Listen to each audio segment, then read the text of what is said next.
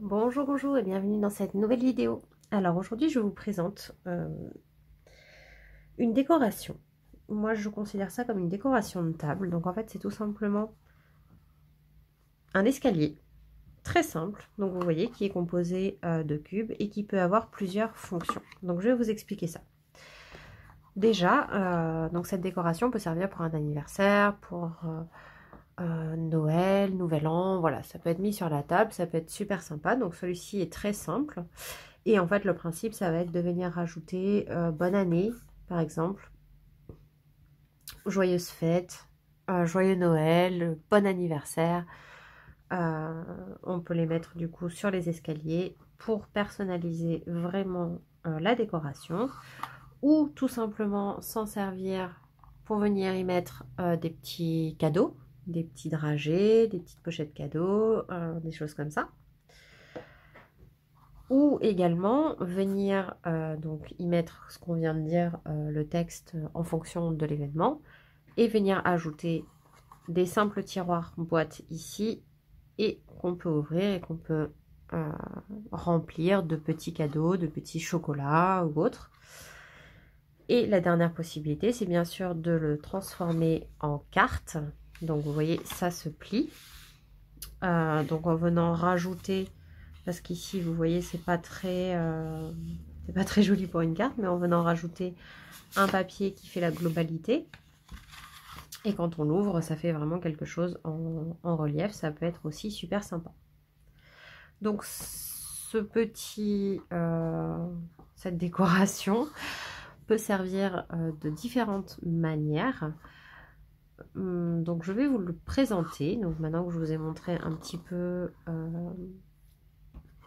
comment on pouvait s'en servir, on va en faire un ensemble. Donc là, il a été juste décoré rapidement avec les papiers de la collection Holiday in Snow de Craft Clock, dont je vous avais déjà parlé précédemment. Donc, on va refaire ceci et vous allez voir que c'est très très simple. Donc, abonnez-vous si ce n'est pas encore déjà fait. Et c'est parti. Donc, on repart sur le papier noir. Donc, du coup, j'ai pris un papier blanc pour vous mettre un fond un peu plus tranché. Alors, déjà, pour la base, on va avoir besoin d'un papier qui fait 29,4 par 14,8. On va venir faire des marquages régulièrement tous les 4,9 cm. Alors, une petite subtilité, c'est que je ne sais pas si vous verrez la différence quand je retourne le papier.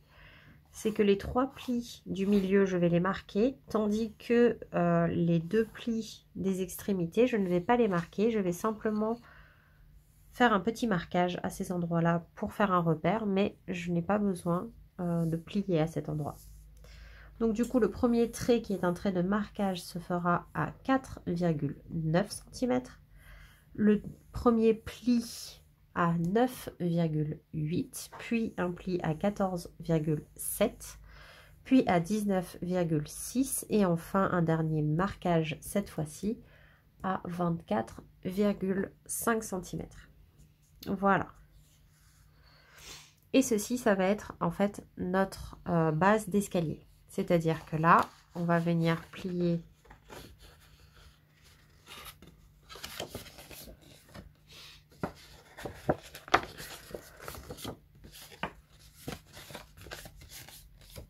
un coup dans un sens, un coup dans l'autre, de façon à obtenir ceci. Donc, et ça nous fera notre première base. Donc, je vous montre par rapport à celui-ci. En fait, quand je me mets comme ça, ça va être simplement ceci. Donc, en fait, ça. Et donc, du coup, on va venir ajouter les marches dessous pour faire finir le socle et les 2 marches de dessus. Donc, les 3 marches fonctionnent exactement de la même façon. Ce sont des morceaux qui font 14,8 cm par 11,8 cm. Nous avons un pli à 1 cm, suivi d'un pli à 5,9 cm et à 10,8.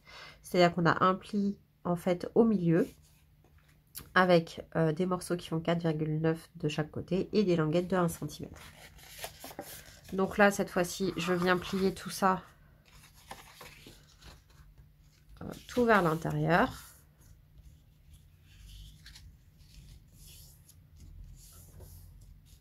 Comme ceci. Et on va venir coller les languettes. Donc c'est là que les repères vont nous servir simplement, puisqu'on va venir donc mettre de la colle sur la première languette.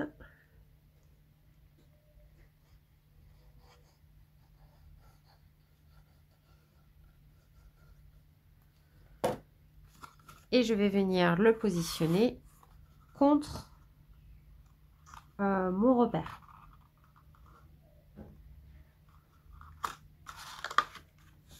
Donc je me positionne bien contre le repère et là je fais en sorte d'être bien droite.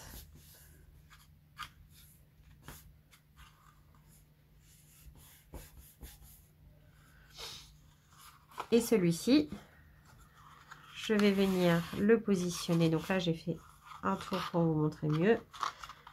Je vais venir le positionner simplement contre le pli d'à côté, du milieu, pardon.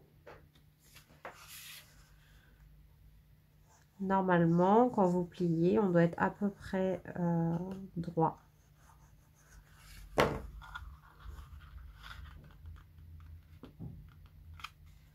Mais laissez bien la possibilité au pli de se plier, tout simplement.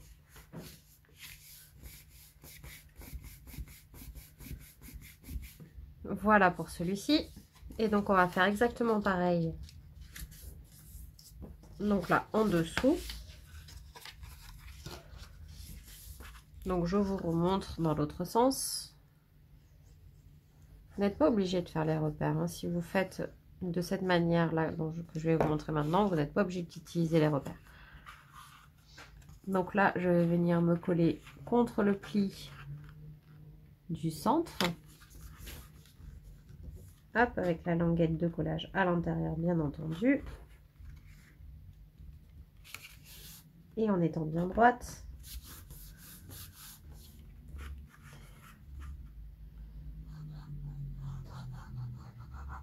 Et là, je viens mettre de la colle sur la deuxième languette. Je la rabats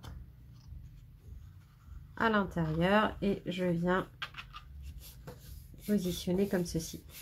En mettant à plat, normalement, voilà, on se retrouve contre le marquage qui avait été fait. Et lorsque l'on déplie tout ça, voilà, on a déjà ceci. Et il ne reste plus qu'à faire le dernier cube. Donc pour le dernier cube, c'est exactement pareil. Donc on retourne de l'autre côté.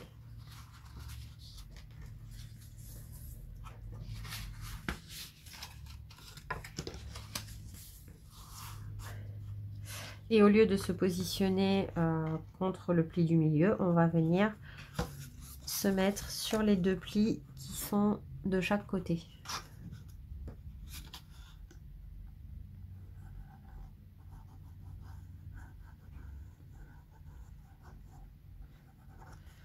C'est-à-dire que je viens me coller contre le premier pli ici,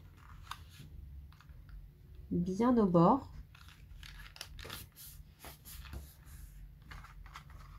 Et je vais venir faire pareil avec la languette de l'autre côté.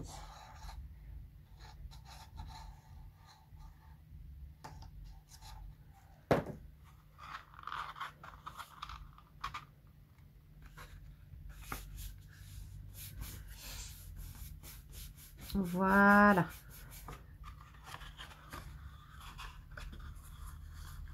N'hésitez pas à attendre que la colle sèche si vous utilisez de la colle. Ça évitera les catastrophes. Vous repositionnez le tout bien comme il faut pour pouvoir aplatir. Hop. Et ça y est, la structure est déjà faite.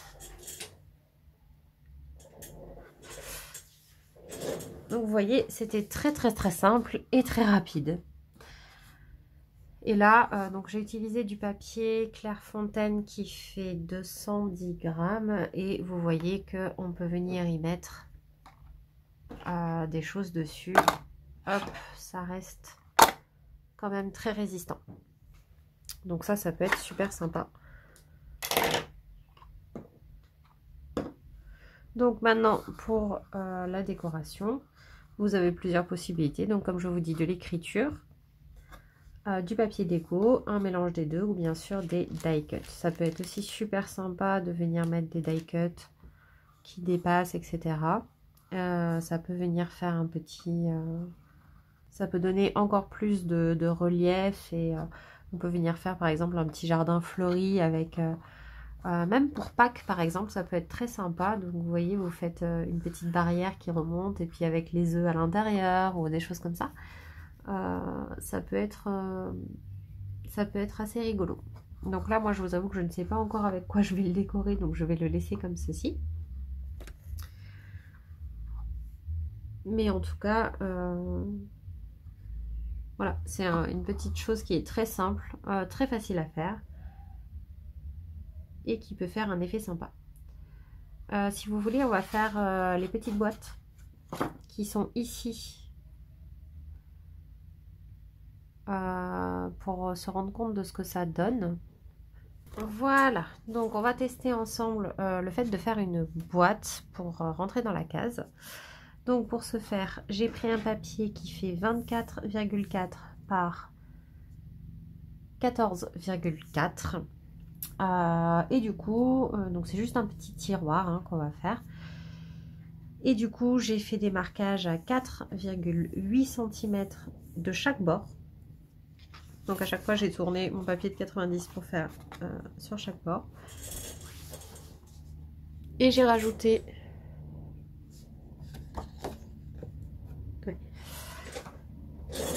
Et j'ai rajouté des marquages ici à 1 cm, simplement pour faire des repères. Pour faire des languettes de collage. Donc on va découper ce qu'il y a en trop. Donc là, je viens découper tout simplement jusqu'au bord, jusqu'au pli de 4,8 et ce des 4 côtés.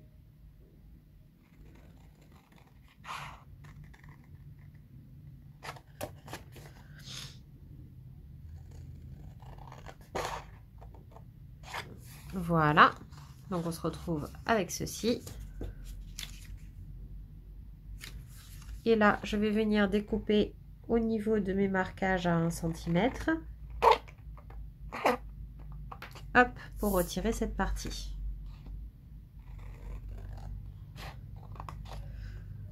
Comme ceci. Et donc je fais pareil de l'autre côté.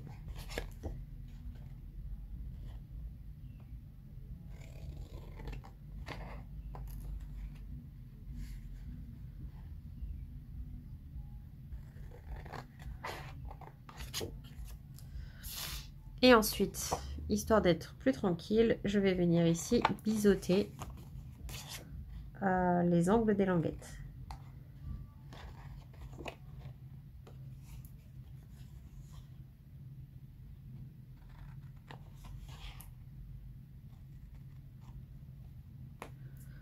Voilà.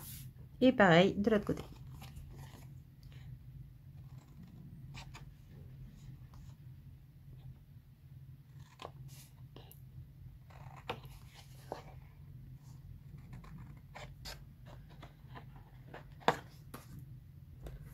Une fois que c'est terminé, je vais venir bien marquer les plis.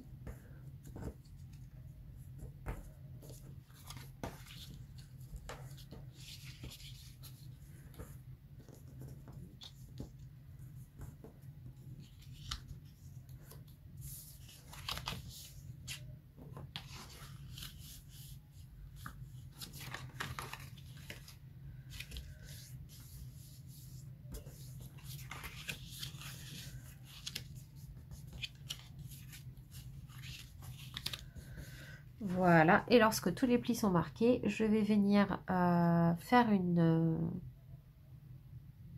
encoche. Donc au niveau d'ici, pour pouvoir attraper la boîte plus facilement. Donc pour ça, moi je vais utiliser une perforatrice. Donc là, c'est une perforatrice de chez Craftelier qui fait 1 pouce de diamètre.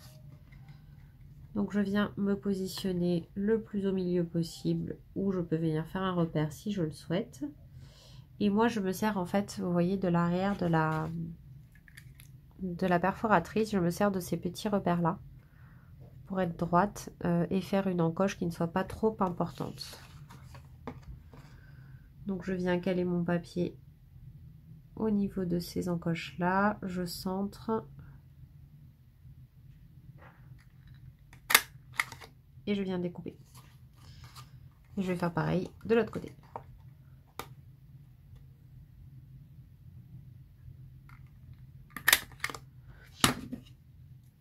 Voilà. Maintenant, on va simplement venir coller les languettes sur les bords, comme ceci. C'est vraiment une petite boîte toute simple, mais qui peut vite agrémenter la décoration. Parce que quand la décoration peut avoir des petites surprises à l'intérieur, ça peut être super sympa.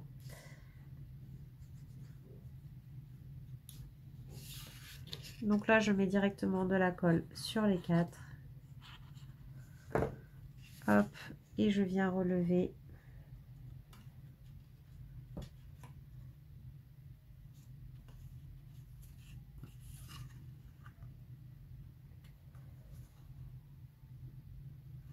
les 2 rabats en essayant d'être le plus droite possible. Je réajuste si besoin. Voilà. Et on a notre petite boîte, donc on va voir si elle rentre dedans, je l'espère.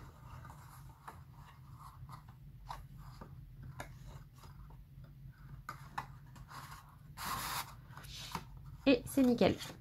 Donc ça aura l'avantage non seulement de pouvoir contenir des chocolats, des bonbons, des petits mots, des cadeaux ou autres, mais également de pouvoir solidifier encore plus votre structure.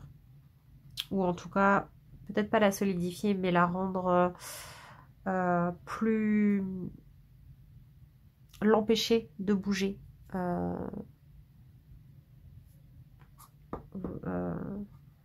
L'empêcher d'aller trop vers l'avant ou vers l'arrière. Et de faire en sorte qu'elle soit bien droite. Donc voilà. Écoutez, moi j'espère que ce petit tuto vous aura donné des idées. En tout cas, moi je vous remercie d'avoir regardé cette vidéo. N'hésitez pas à mettre un petit pouce en l'air si elle vous a plu. Et moi je vous dis à bientôt. Bye bye.